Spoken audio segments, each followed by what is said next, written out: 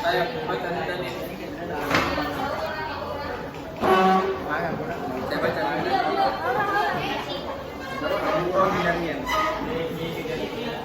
Oke, baik. Assalamualaikum warahmatullahi wabarakatuh. Jadi kelompok kami akan menjelaskan tentang bagaimana proses bayi tabung.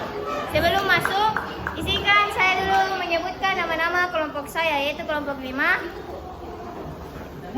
Yang pertama ada Halimah, kemudian ada Anggun, kemudian ada siapa ini?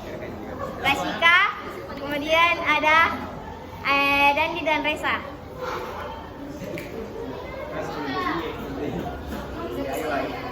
Jadi sebelum masuk di materi bagaimana proses bayi tabung, di sini saya akan menjelaskan sedikit tentang mengenai proses bayi tabung. Jadi proses bayi tabung, pasti kalian pernah berpikir bagaimana sih proses bayi tabung? Apakah proses bayi tabung benar-benar bayi tabung tumbuh dalam tabung? Jadi saya akan menjawab proses bayi tabung itu adalah di mana bisa dikatakan perbedaannya hanya pada sel telur dibuahi, yaitu sel telur diambil dari jalan ibu, kemudian dibuahi, kemudian dimasukkan kembali ke dalam rahim wanita untuk menciptakan kehamilan. Jadi setelah dimasukkan ke dalam rahim wanita untuk menciptakan kehamilan, itu akan berkembang dan akan dilahirkan seperti pada umumnya. Jadi proses bayi tabung ini akan dijelaskan secara detail oleh Anggun dan setelahnya. Oke, jadi mari kita bahas prosesnya. Jadi pada awalnya calon ibu akan diberikan suntikan hormon terlebih dahulu untuk merangsang pembentukan sel telur. Selanjutnya, calon ibu akan diberikan obat-obatan untuk mematangkan sel telur dan merangsang proses ovulasi atau pelepasan sel telur. Selanjutnya, calon ibu akan diberikan akan menguji ketahapan kesehatan tubuh untuk untuk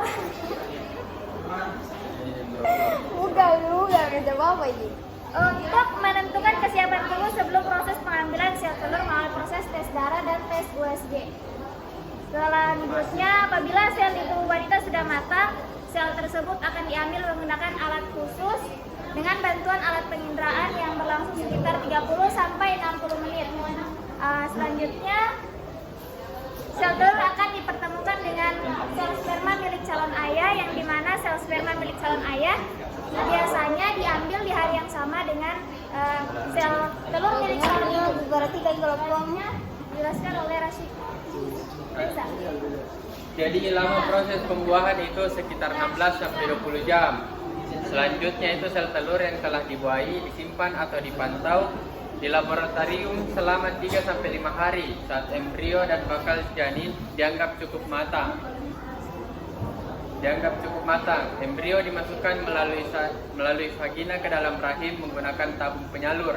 Biasanya embrio dimasukkan lebih dari satu embrio ditransfer sekaligus untuk memperbesar peluang terjadinya kehamilan. Selanjutnya dilanjutkan oleh Rasika. Sekitar 2 minggu setelah proses transfer embrio, calon ibu diminta untuk tes kehamilan. Setelah kehamilan berhasil, proses selanjutnya sama seperti yang dilalui oleh ibu pada umumnya. Proses bayi tabung dari awal sampai akhir bukanlah sederhana, membutuhkan waktu yang lama. Mulai dari proses konsultasi ke dokter dan masa observasi dan penyuntikan embrio terakhir. Proses bayi tabung di Indonesia membutuhkan biaya 60 sampai 100 juta di Indonesia. Di luar dari biaya prosedur dan tindakan lain dan obat-obatan yang dibutuhkan.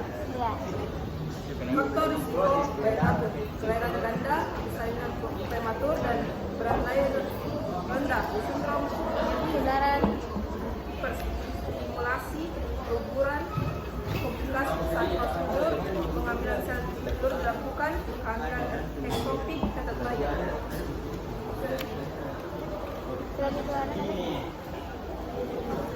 Baik, jika ada pertanyaan, silakan bertanya karena akan pasti dijawab.